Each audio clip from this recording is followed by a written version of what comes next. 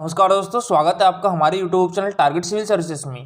तो आज है 18 नवंबर और मध्य प्रदेश के डेली करंट अफेयर में आज हम पढ़ेंगे 18 नवंबर के करंट अफेयर। तो लेक्चर ध्यान से देखिएगा। चलिए दोस्तों, सबसे पहले हम डेज का रिवीजन कर ले। तो 1 नवंबर को हमने मनाया था मध्य प्रदेश का स्थापना दिवस और 5 नवंबर को विश्व सुनामी जागरूकता दिवस मनाया जाता है। 7 नवंबर को सर चंद्रशेखर वेंकट रमन जी की जयंती मनाई जाती है। 9 नवंबर को उत्तराखंड का स्थापना दिवस मनाया जाता है। ठीक है। 10 नवंबर को विश्व विज्ञान दिवस मनाया जाता है। 11 नवंबर को राष्ट्रीय शिक्षा दिवस। 12 नवंबर को विश्व निमोनिया दिवस। 14 नवंबर को राष्ट्रीय बाल दिवस मनाया जाता है और 15 नवंबर को जनजातीय गौरव दिवस मनाया जाता है। अब इसको राष्ट्रीय स्तर पर भी मनाया जाएगा। और देखिए 17 नवंबर को क्या मनाया जाता है, अंतर्राष्ट्रीय छात्र एकजुटता दिवस मनाया जाता है। और देखिए दोस्तों, ये है हमारा Telegram channel target civil services. तो इस पर डेली 20 क्वेश्चन का क्विज होता है, जिसमें 15 क्वेश्चन जो रहते हैं मध्य प्रदेश जीके से रहते हैं, जो कि प्रीवियस ईयर एग्जाम में पूछे जा चुके हैं और एग्जाम पर्सपेक्टिव से भी इंपॉर्टेंट होते हैं। और दोस्तों 5 क्वेश्चन जो होते हैं वो Madhya Pradesh daily current affairs होते हैं। इस टाइप से इसका रिजल्ट निकलता है दोस्तों। और जो कल क्विज हुआ था हमारा 95वां, इसमें जो फर्स्ट रैंक आई है वो नीरज विश्वकर्मा की आई है। सेकंड रैंक राजकुमार सिंह की आई है और जो थर्ड रैंक है वो देशराज राजपूत की आई है। तो दोस्तों आप भी इस क्विज में पार्टिसिपेट कर सकते हो। टेलीग्राम चैनल की लिंक आपको हमारी वीडियो के डिस्क्रिप्शन बॉक्स में मिल जाएगी। चलिए दोस्तों, सबसे पहले हमने जो कल करंट अफेयर पढ़े थे उसका रिवीजन कर लेते हैं, उसके बाद स्टार्ट करेंगे हम आज के करंट अफेयर। तो कल के करंट अफेयर में पहला क्वेश्चन था हमारा, हाल ही में जनजातीय गौरव दिवस ये कब मनाया जाता है दोस्तों? ये मनाया जाता है 15 नवंबर को। तो इस महासम्मेलन में किस जनजातीय चित्रकारों ने कलाकृति सौंपकर पीएम मोदी का सम्मान किया है? तो भूरीबाई और भज्जू सिंह श्याम दोनों ने। तो दोस्तों इसका आंसर क्या जाएगा? Option number C. ये है दोस्तों भूरीबाई, ये है दोस्तों भज्जू सिंह श्याम। ये दोनों पद्मश्री से सम्मानित है। ठीक है। 2018 का जो पद्मश्री मिला था भज्जू सिंह श्याम को मिला था चित्रकला के लिए और भूरीबाई को 2021 का पद्मश्री अवार्ड से सम्मानित किया गया है। याद रखिएगा, भूरीबाई का संबंध किस क्षेत्र से है? तो चित्रकला से है। और भज्जू सिंह श्याम का संबंध किस क्षेत्र से है? तो ये भी चित्रकला से है। ठीक है। और ये दोनों हमारे मध्य प्रदेश से है। और इस बार एमपीपीएससी में एक क्वेश्चन भी पूछा गया था, भूरीबाई का संबंध किस क्षेत्र से है? चित्रकला से है। हाल ही में मध्य प्रदेश लोक सेवा आयोग का अध्यक्ष किसे नियुक्त किया गया है? तो ये किया गया है डॉक्टर श्री राजेश लाल मेहरा जी को। तो दोस्तों इसका आंसर क्या हो जाएगा? Option number D. ठीक है। और ये है डॉक्टर श्री राजेश लाल मेहरा। देखिए ये अभी तक मध्य प्रदेश लोक सेवा आयोग के कार्यवाहक अध्यक्ष थे, अब इनको अध्यक्ष के पद पर नियुक्ति मिल चुकी है। और देखिए दोस्तों, श्री भास्कर चौबे भी हमारे मध्य प्रदेश लोक सेवा आयोग के अध्यक्ष रह चुके हैं। श्री विपिन व्यवहार भी मध्य प्रदेश लोक सेवा आयोग के अध्यक्ष रह चुके हैं। और श्री प्रदीप कुमार जोशी, इनका नाम सभी ने सुना होगा। ये अभी यूपीएससी के अध्यक्ष है, यूनियन पब्लिक सर्विस कमीशन यानी संघ लोक सेवा आयोग के अध्यक्ष है अभी। कौन? प्रदीप कुमार जोशी। और दोस्तों ये मध्य प्रदेश लोक सेवा आयोग के भी अध्यक्ष रह चुके हैं। तो इनका नाम याद रखिएगा, मोस्ट इंपॉर्टेंट है। ठीक है। बात करें दोस्तों यूपीएससी की यानी यूनियन पब्लिक सर्विस कमीशन की, तो देखिए भारत में सन 1919 में भारत सरकार अधिनियम के अधीन 1926 में लोक सेवा आयोग की स्थापना की गई थी। कब की गई थी? 1926 में लोक सेवा आयोग की स्थापना की गई थी। और दोस्तों लोक सेवा आयोग की स्थापना के लिए 1924 ईस्वी में विधि आयोग ने सिफारिश की थी। दोस्तों संघ लोक सेवा आयोग के अध्यक्ष तथा सदस्यों की नियुक्ति किसके द्वारा की जाती है? तो ये राष्ट्रपति के द्वारा की जाती है। और जो राज्य लोक सेवा आयोग होते हैं तो इनकी नियुक्ति किसके द्वारा की जाती है? राज्यपाल के द्वारा की जाती है। ठीक है। और संघ लोक सेवा आयोग के सदस्यों की संख्या करने की शक्ति भी किसके पास है? राष्ट्रपति की है। राज्य लोक सेवा आयोग होते हैं तो उनके सदस्यों की संख्या निर्धारित करने की शक्ति किसके पास होती है? राज्यपाल के पास होती है। राज्य लोक सेवा आयोग, तो अनुच्छेद 315 में प्रत्येक राज्य के लिए राज्य लोक सेवा आयोग की व्यवस्था की गई है। मध्य प्रदेश लोक सेवा आयोग की स्थापना कब हुई थी? 1956 में की गई थी। इसका मुख्यालय कहाँ पर है? इंदौर में है। और इसके अभी वर्तमान में अध्यक्ष कौन हो गए? राजेश लाल मेहरा।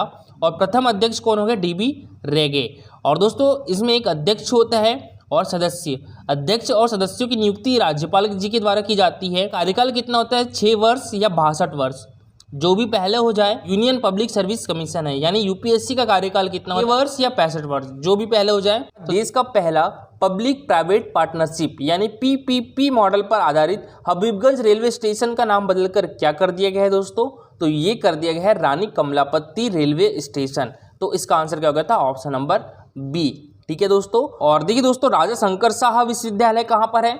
तो ये है छिंदवाड़ा डिस्ट्रिक्ट में। ठीक है। तो छिंदवाड़ा डिस्ट्रिक्ट का नाम अब राजा शंकर शाह विश्वविद्यालय हो चुका है।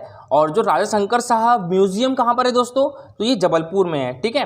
और अच्छा, भीमराव अंबेडकर नगर कहाँ पर है दोस्तों? तो ये महू का नाम है, ठीक है, भीमराव अंबेडकर नगर। यहाँ पर डॉक्टर भीमराव अंबेडकर जो कि हमारे संविधान के जनक कहे जाते हैं, इनका जन्म हुआ था। और दोस्तों अटल बिहारी वाजपेयी जी का भी जन्म हमारे मध्य प्रदेश में हुआ था। कहाँ पर हुआ था?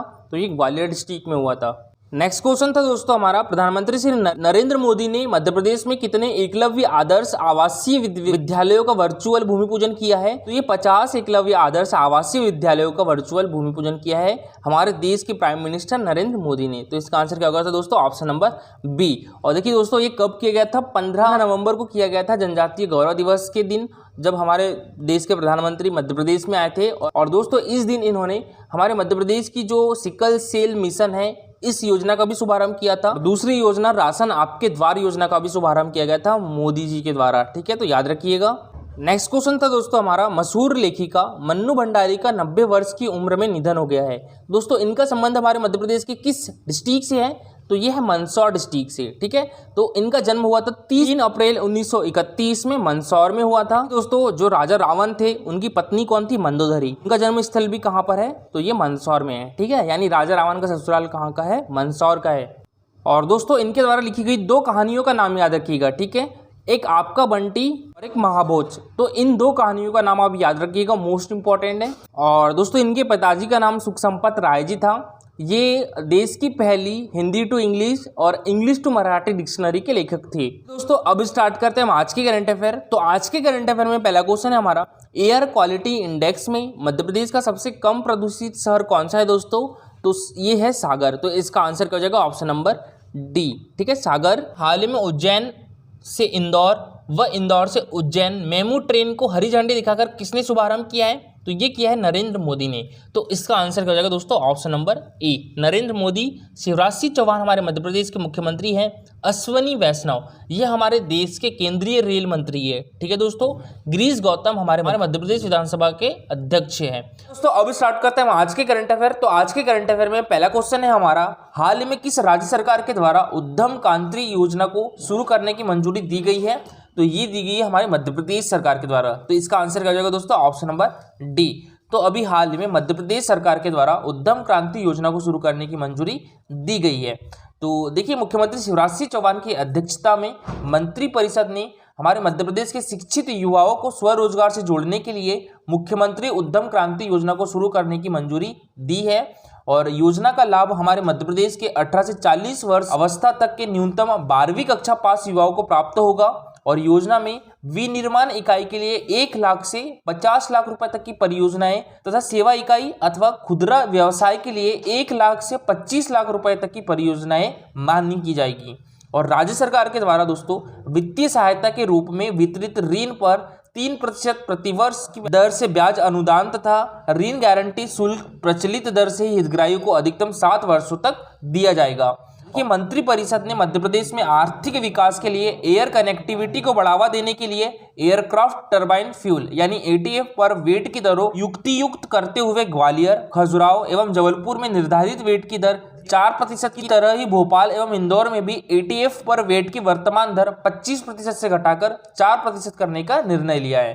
तो याद रखिएगा दोस्तों, उद्यम क्रांति योजना को शुरू करने की मंजूरी किस राज्य सरकार के द्वारा दी गई है? हमारी मध्य प्रदेश गवर्नमेंट के द्वारा दी गई है।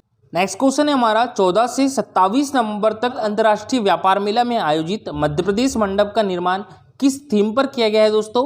तो ये आत्मनिर्भर मध्य प्रदेश पे किया गया है। तो इसका आंसर क्या हो जाएगा? ऑप्शन नंबर बी, ठीक है, आत्मनिर्भर मध्य प्रदेश।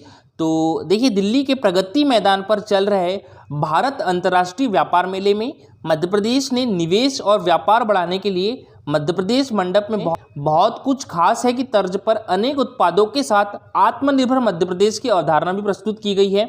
और प्रतिवर्ष 14 से 27 नवंबर तक भारतीय अंतर्राष्ट्रीय व्यापार मेले का आयोजन किया जाता है। और मेले में विभिन्न राज्यों, केंद्र शासित प्रदेशों, अलग अलग मंत्रालयों और कई राष्ट्रों द्वारा भाग लिया जाता है।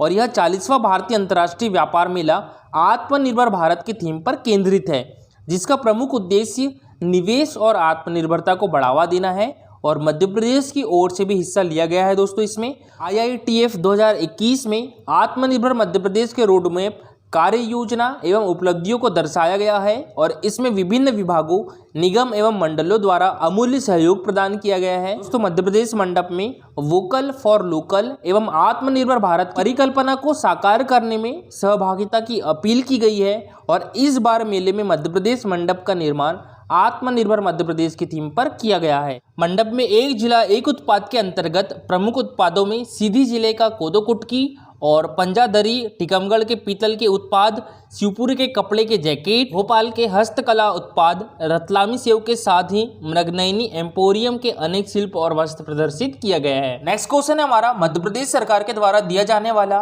राष्ट्रीय तुलसी सम्मान 2020 से किसे सम्मानित किया जाएगा दोस्तों? तो ये किया जाएगा श्री तिलकराम पेंद्राम को। तो इसका आंसर क्या हो जाएगा? ऑप्शन नंबर ए, श्री तिलकराम पेंद्राम। और देखिए दोस्तों, अभी हाल ही में राष्ट्रीय तुलसी सम्मान 2017, 2018, 2019 और 2020 घोषित किए गए हैं, जिसमें जो राष्ट्रीय तुलसी सम्मान 2020 है वो श्री तिलकराम पेंद्राम को दिया जाएगा।